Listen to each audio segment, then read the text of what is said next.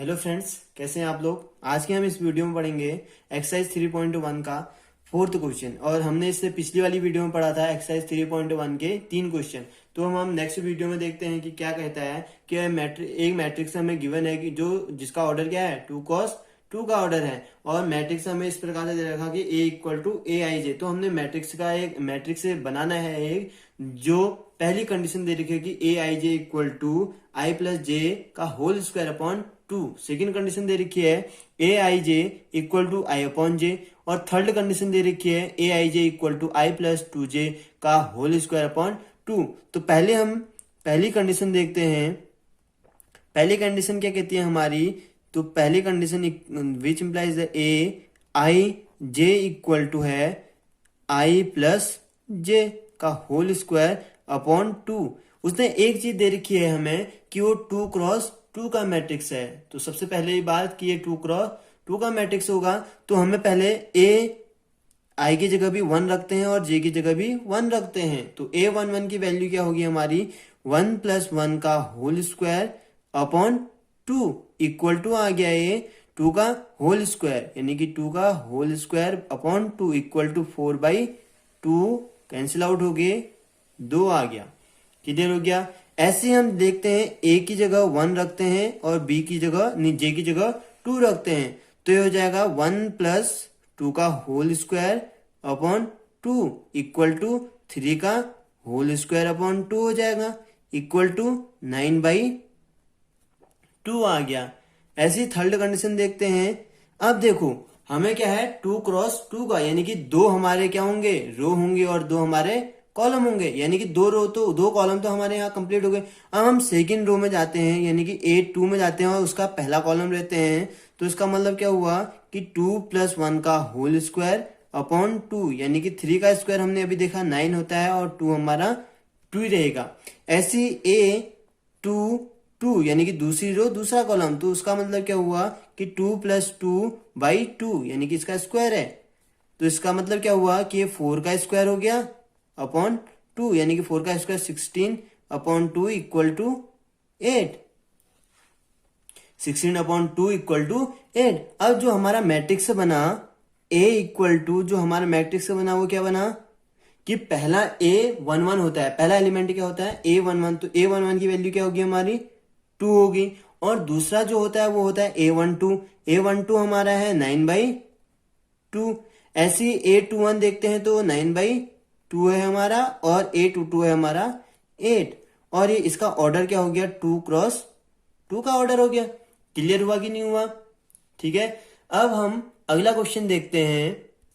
अगला क्वेश्चन हमारा क्या कहता है कि A I J equal to I upon J. Same ऐसा ही जैसा हमने पहले किया था ऐसा ही करते हैं। तो पहले ए आई की जगह 1 जे की जगह 1 इक्वल टू हो जाएगा 1/1 इक्वल टू 1। ऐसी A12 यानी कि आई की जगह 1 और जे की जगह 2 इक्वल टू 1/2। ऐसी A21 इक्वल टू आई की जगह 2 और जे की जगह 1 इक्वल टू 2। ऐसी A22 तो आई की जगह 2 और जे की जगह 2 इक्वल टू 1। तो हमारा जो मैट्रिक्स बना वो क्या बना हमारा A equal to A11 A12 A21 A22। तो हमारा जो मैट्रिक्स बना A इक्वल टू बन गया 1 2 1/2 और 1।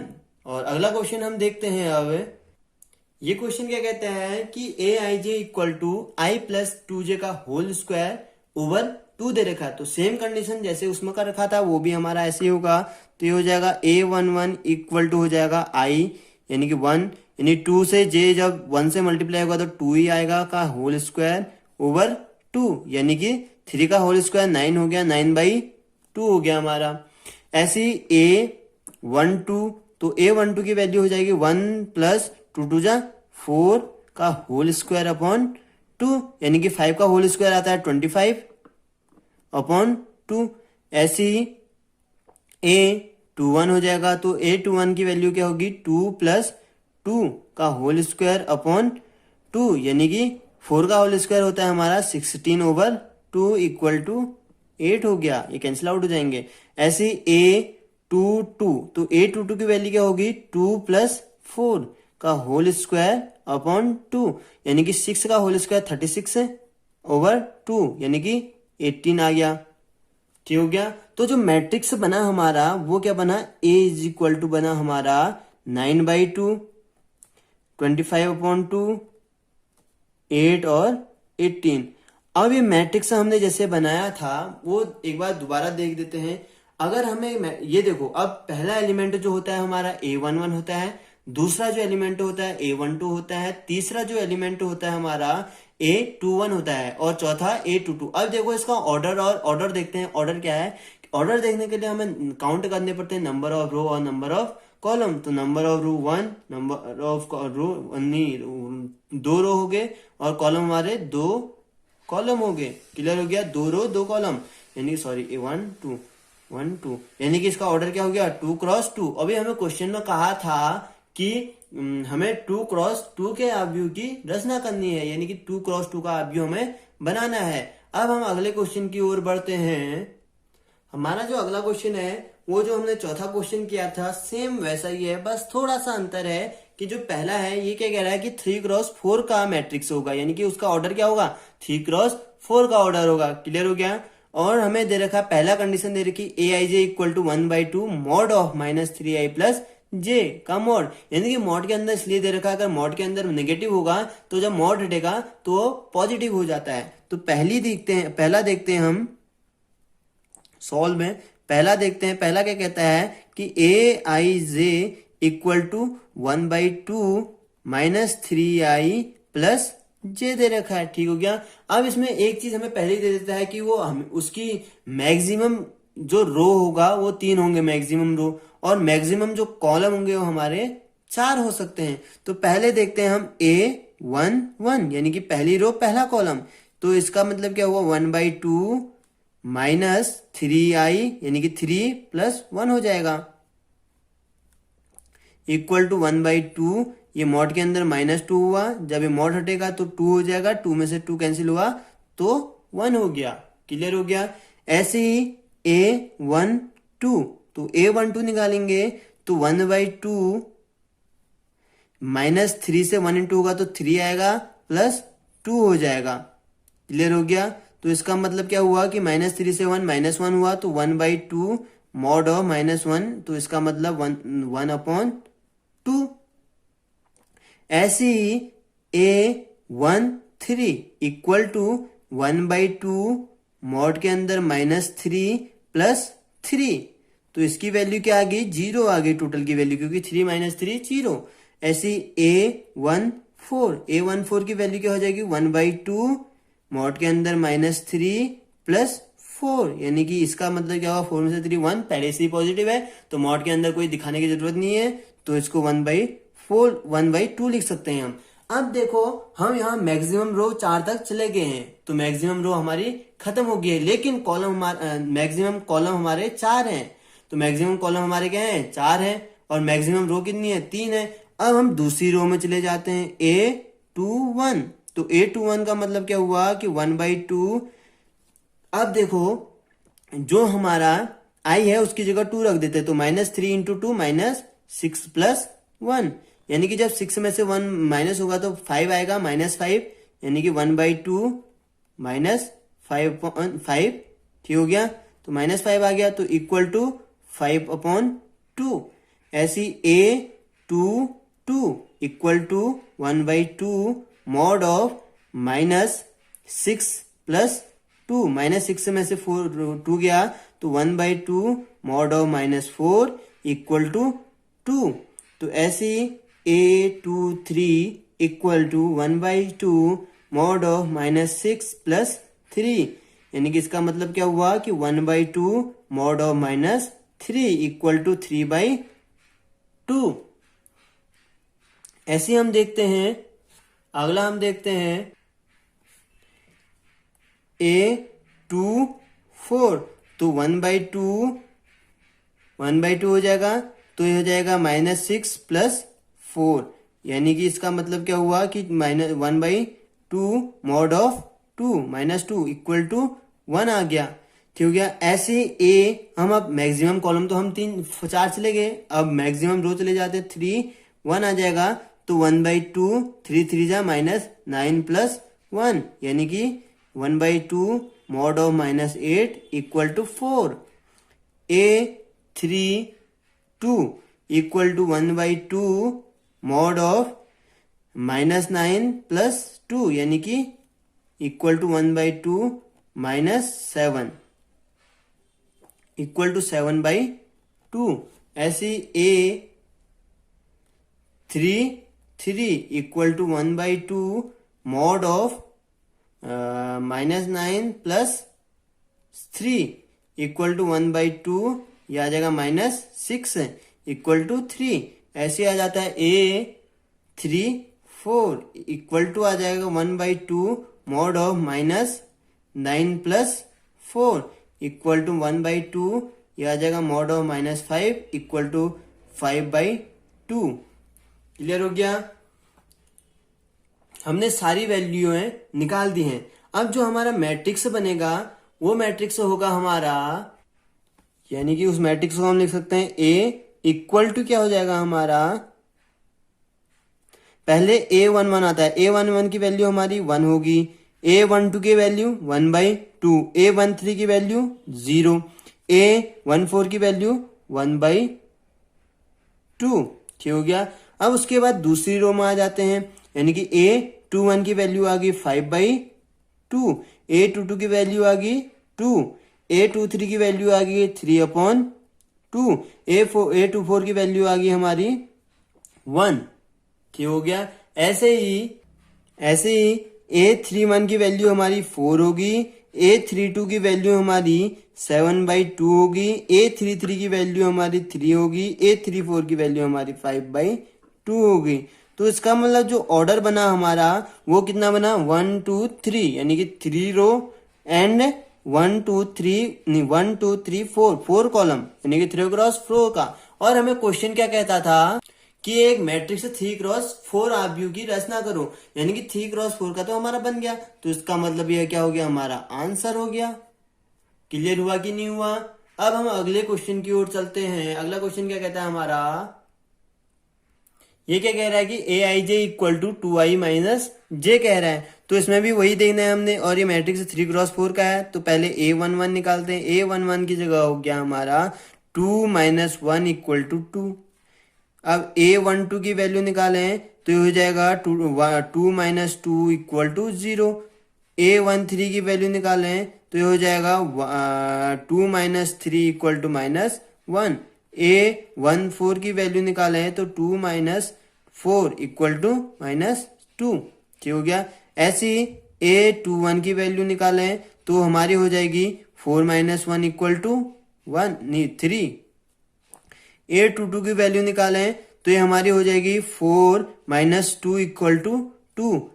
A23 की वैल्यू निकालें तो हो जाएगी 4 - 3 इक्वल टू 1।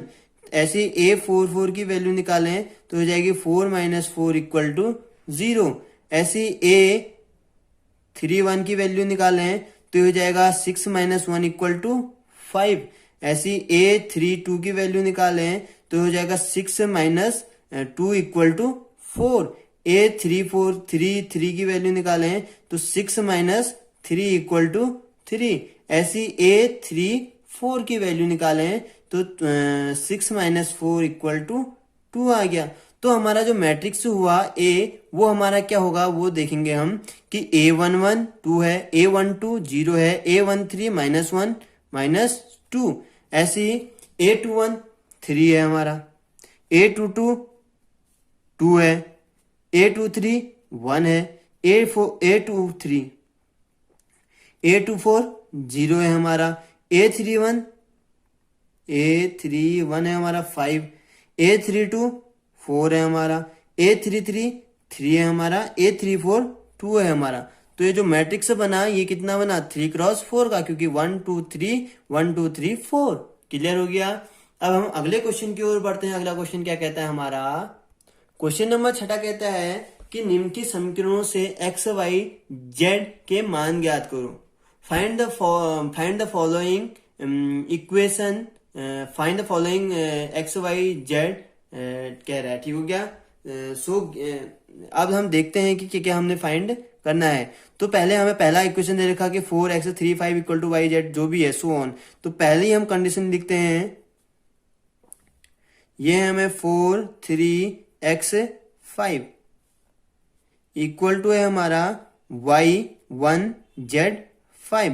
अब देखो इसका आंसर एक एक लाइन में है। अब तुम भी कर सकते हो, क्योंकि हमने पढ़ा था अभी पिछले बार कि इक्वलिटी ऑफ मैट्रिक्स, समानता आव्यूहों की समानता, कि A11 दूसरे मैट्रिक्स के A11 के बराबर होगा, A12 दूसरे मैट्रिक्स के A12 के बराबर होगा, लेकिन दोनों का ऑर्डर क्या होना चाहिए, सेम होना चाहिए। अब इसका ऑर्डर देखते हैं, तो ये 2 क्रॉस 2 का है, ये भी 2 क्रॉस 2 का है। तो दोनों को कंपेयर करते हैं, तो इसका A11 हमारा 4 है और इसका A11 हमारा y है। तो y इक्वल टू क्या आ गया हमारा 4 आ गया। ऐसे A12 उसके A12 के बराबर है, यानी कि 3 हमारा जो है वो हमारे z के बराबर है।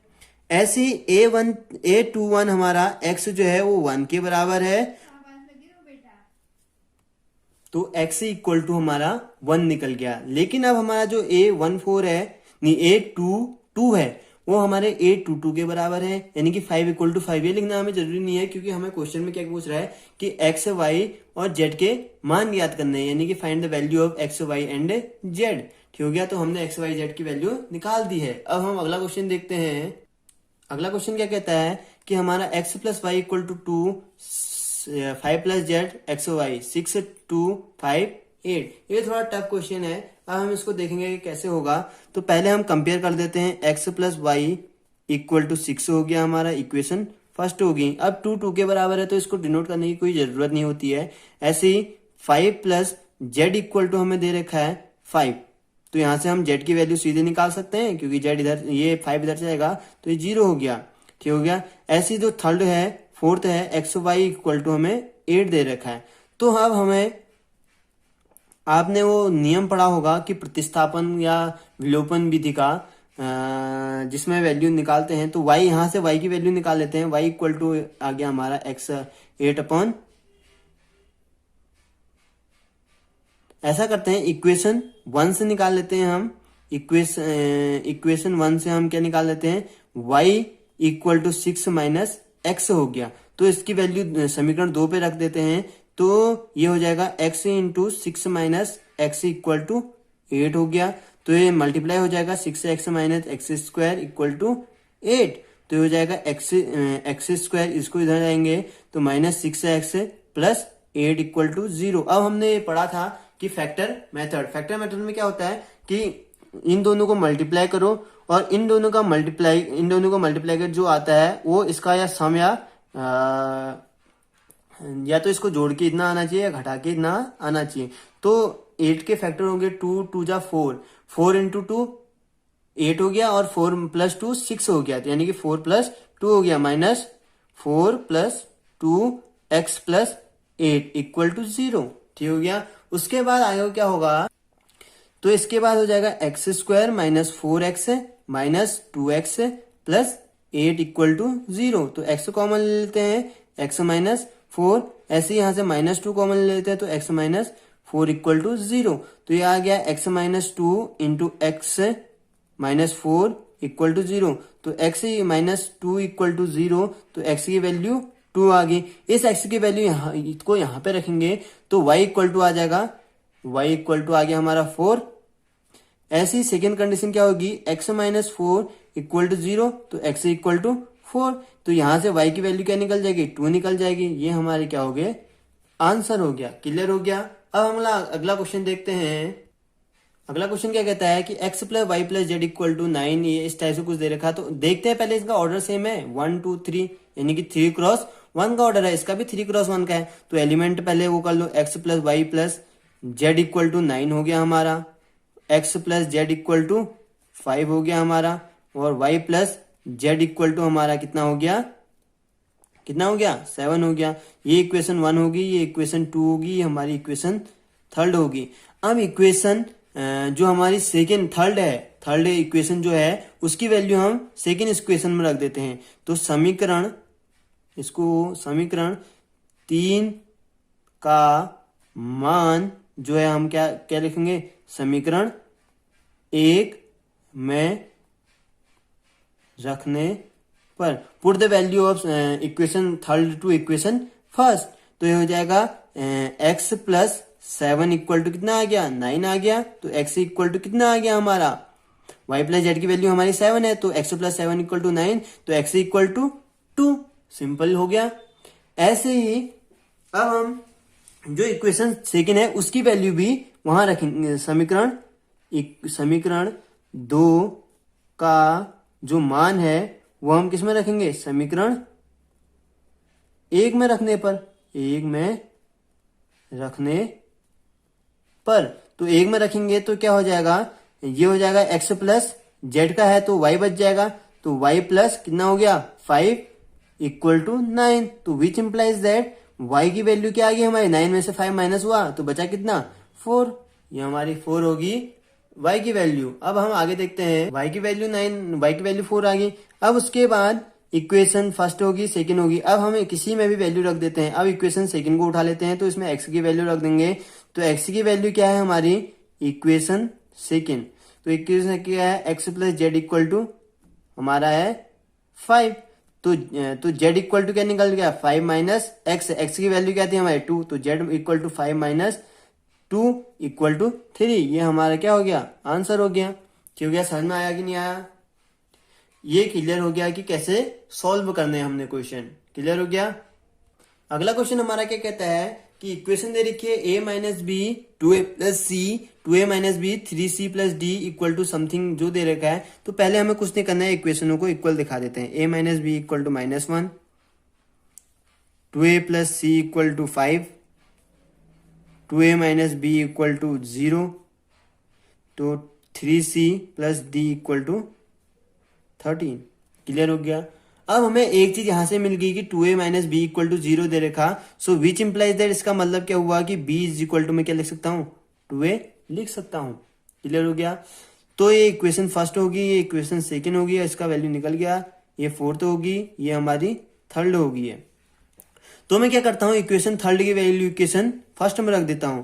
समीकरण जो है वो हम 3 का मान समीकरण 1 में रखने पर, तो 1 में रखेंगे तो a minus 2a equal to क्या हो जाएगा -1, तो माइनस a इक्वल टू हो जाएगा -1। तो विच इंप्लाइज दैट a की वैल्यू क्या आ गई हमारी 1 आ गई। अब a की वैल्यू 1 आ गई तो a का मान समीकरण 2 में रखने पर a इक्वल टू 1 समीकरण 2 में रखने पर, तो ये हो जाएगा 2 इंटू 1 यानी कि 2 हो जाएगा plus c equal to 5। So which implies that c is equal to हमारा क्या आ गया 3 आ गया। अब c की जो वैल्यू है हम वो इक्वेशन फोर्थ में रख देते हैं। c का मान जो है हम समीकरण 4 में रखने पर, 4 में रखने पर, तो 4 में क्या रखेंगे तो क्या आएगा हमारा कि 3 into 3 plus d equal to 13। तो which implies that d is equal to 13 minus 9 equal to 4। अब बचा क्या हमारा b बचा, तो b का मान यहां से सीधे निकाल सकते हैं। विच इंप्लाइज दैट क्या हो जाएगा, b is equal to a की वैल्यू क्या है हमारी 2 इंटू a हमारा 1 है तो इक्वल टू 2। ये हमारा आंसर आ गया। तो a की वैल्यू हमारी होगी 1, b की वैल्यू होगी 2, 3 c की वैल्यू होगी 3 और d की वैल्यू हमारी 4 होगी। अब अगले क्वेश्चन में हम देखते हैं, ये क्वेश्चन हमने जब डेफिनेशन पढ़ी थी मैट्रिक्स की या टाइप ऑफ मैट्रिक्स पढ़ा था तो उस टाइम पे ओरल हो जाएंगे। ठीक हो गया। तो पहले हमें दे रखा कि a is equal to a ij m cross n एक वर्ग आव्यूह है, यानी कि इफ स्क्वायर जो मैट्रिक्स हमें दे रखी है इज अ स्क्वायर मैट्रिक्स है। तो स्क्वायर मैट्रिक्स की कंडीशन क्या होती है कि उनका जो ऑर्डर होगा यानी कि जो उनकी कोटि होती है वो हमारी क्या होती है, सेम होती है। तो इसमें एक कंडीशन देखते हैं तीनों में से जिनकी कोटियां सेम है या ऑर्डर सेम है। तो हम देखते हैं कि पहला तो हो नहीं सकता कि m जब छोटा होगा n से, यानी कि m is smaller than n या m is bigger than n, m equal to n।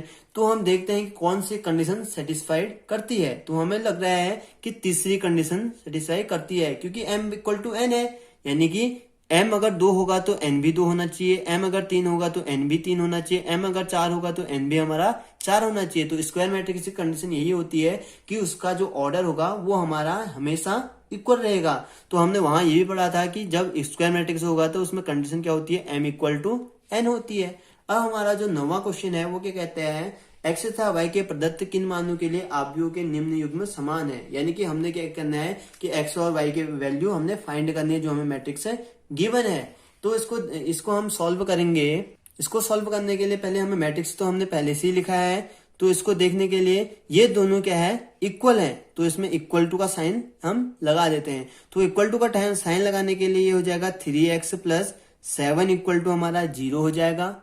क्यों होगा, क्योंकि a11 के बराबर है। ऐसे ही यहां से x की which implies that x is equal to क्या आ जाएगा, -7/3 आ जाएगा। क्या हो गया, -7/3 आ जाएगा। ऐसे ही अगला क्वेश्चन है, नहीं अगला जो है ये है 5 इक्वल टू y-2। तो which implies that y is equal to निकल गया हमारा 7। क्लियर हो गया।